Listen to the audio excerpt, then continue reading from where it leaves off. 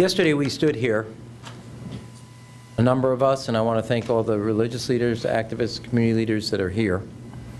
We asked the governor to use his pen, not his politics, when it came to public safety. This morning he decided on politics rather than his pen when it comes to signing a piece of legislation. Now I get politics. I know he has a primary election a week away from today. But he has a primary responsibility to everybody here and everybody else when it comes to public safety. And there are times on issues where you have to put aside your politics and worry about everybody else's who's giving you their vote or their support as a governor to do what's right. That's what Profiles in Courage was all about. Now over here, on this table, you have a hairdresser. Here in Illinois, at a barber shop, you need a license to use that shop.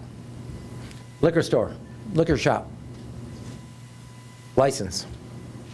Cigar shop, license. Sell a gun?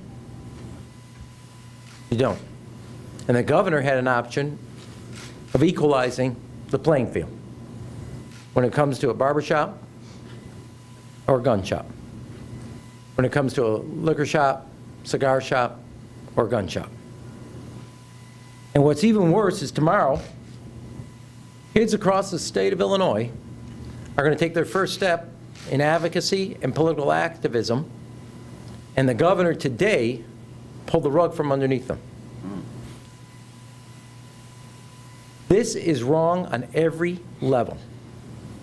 As somebody who worked for President Clinton in passing the Brady bill, the 5-day waiting period, 4 months later, the assault weapon ban, and I knew what it was right, and I saw when we first vote on the assault weapon ban, it only passed by 1 vote. And a lot of people took risks because they knew in the end of the day it was the right thing to do. The governor could have, for everybody, all the work that's been done, 15, 16 years, to get the gun licensing legislation on his desk. It passed both the House, the Senate, Democrats and Republicans coming together in a bipartisan fashion to take a significant step forward on public safety, common sense legislation. Now just take a step back. Every item there on the consumer side requires a state business license.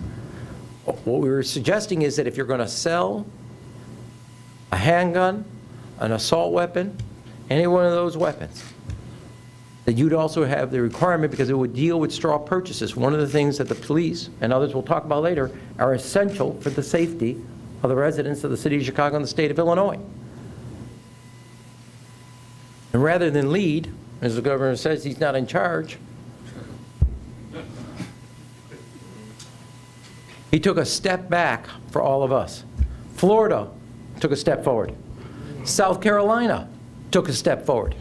You cannot wait when it comes to this issue for Washington.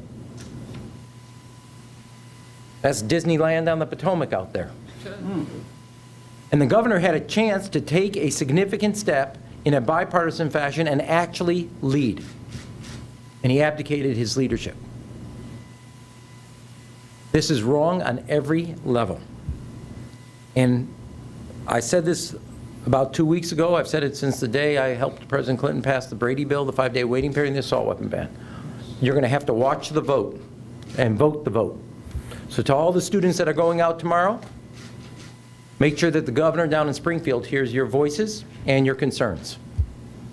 And don't walk out on one day. Use this as an activism to make sure that there are consequences to bad choices when it comes to public safety and the future of our residents.